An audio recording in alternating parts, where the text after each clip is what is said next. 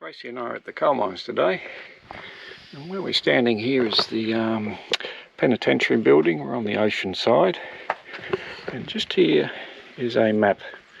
It's the 1842 map I keep referring to in many of my videos, and as it says on the sign here, you'll notice that some of the buildings have disappeared, and the buildings that have disappeared are these ones in this area here. And what we're doing today is going to have a look at those buildings. So let's start at the southern end of this old complex. The penitentiary by 1842 was already built, and these buildings were still showing. There was a log fence that went across the middle here, and then right beside there's a small gap showing on the map, but this would have been the miners' quarters. This large building here, and it's about 5 metres by 7 metres long, and this would have been the doorway here, and you walk in here and the back there's a fireplace, and that's the northern wall of the miners' quarters. The miners had their own quarters here early on at the coal mines, as many of them had been sentenced and transported to Tasmania direct from England, but they hadn't caused any offences down at when they're in Tasmania, unlike most of the labourers and that worked at the coal mines, who had once they've reached Tasmania been charged with an offence and either gone to Port Arthur or sent over to here.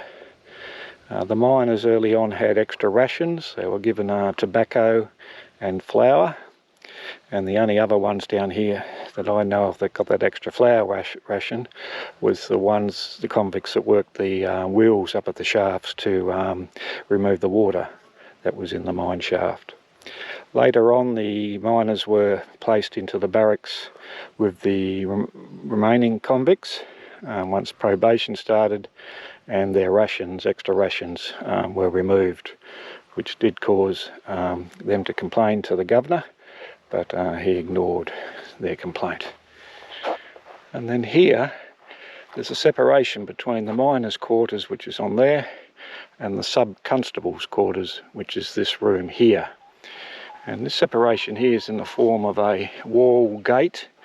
It's about 2.5, 3 metres wide, but it separates it there. So this must have been the entry point to access these buildings here. So we come down to the next room. This is 5 metres by 5 metres, and this is the sub-constable's quarters. They're on the records early on, but they don't seem to appear later.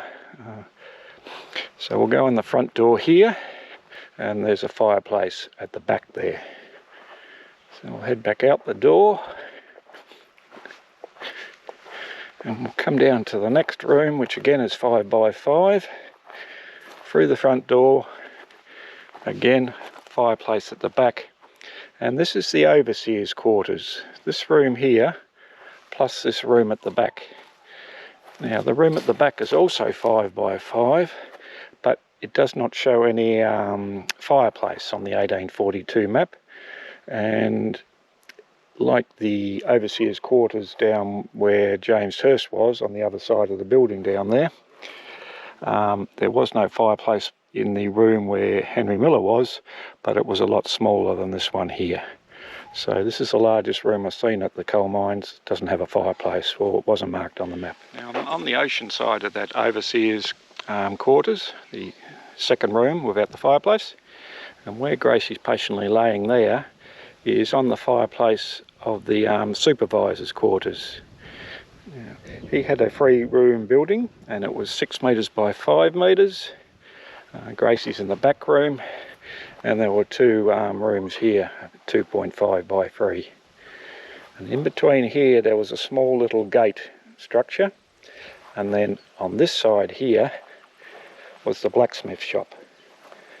And that come in at 7 metres by around 4 metres, with where the path is there is where the forge would have been.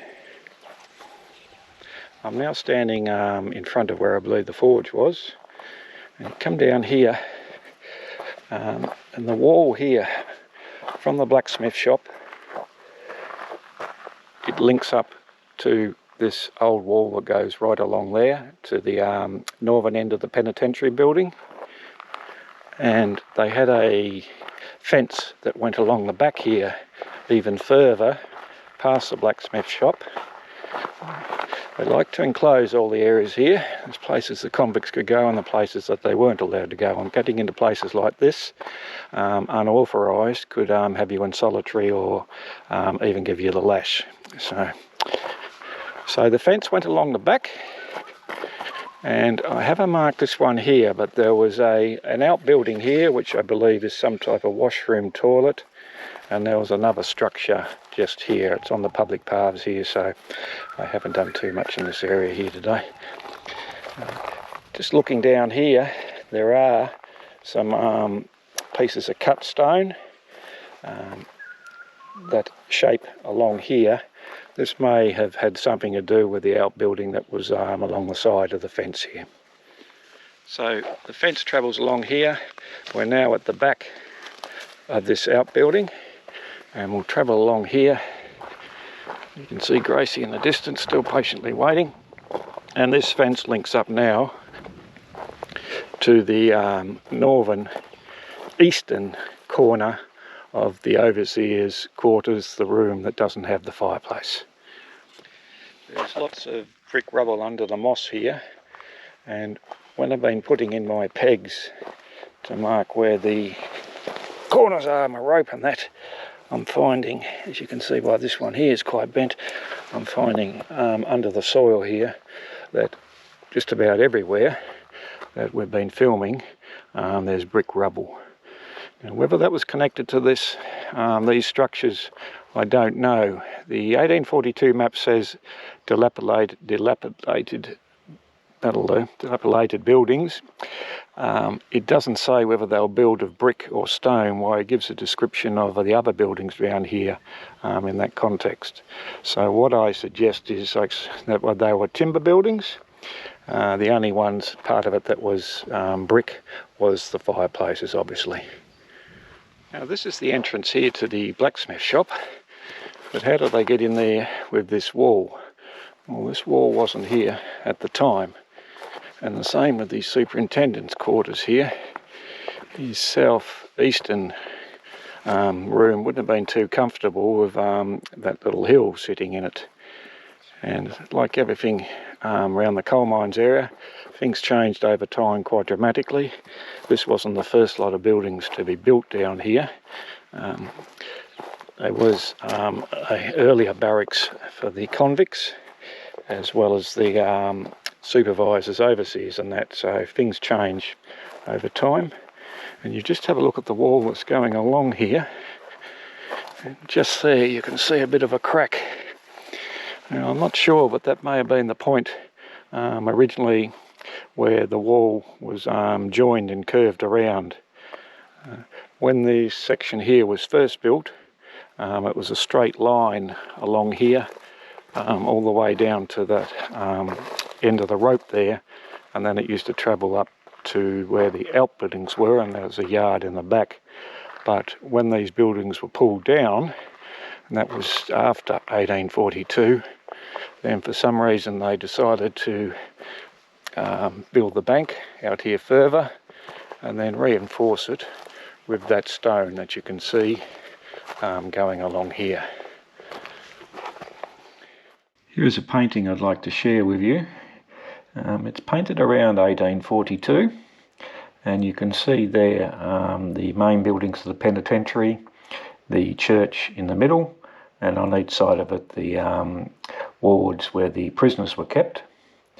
And then in front of that you can see the log fence with a gate, and then beside there you can see the long building which is the overseer's quarters. And then in the left hand corner there's another building there, but that doesn't look quite right, and some of these paintings they used a fair bit of artistic license, and the building does not, I believe, belong in that position there. It may be an interpretation of the superintendent's cottage and should be far closer to the overseer's quarters. And what they've also missed off there is the miners' quarters, which should be on the the church side of the overseers' quarters. But it gives a little idea of what it may have looked like at the time. So there you have it, the blacksmith shop, the superintendent's quarters, the 2 rooms for the overseers, the sub-constable's quarters, and the miners' quarters, circular 1842 at the coal mines.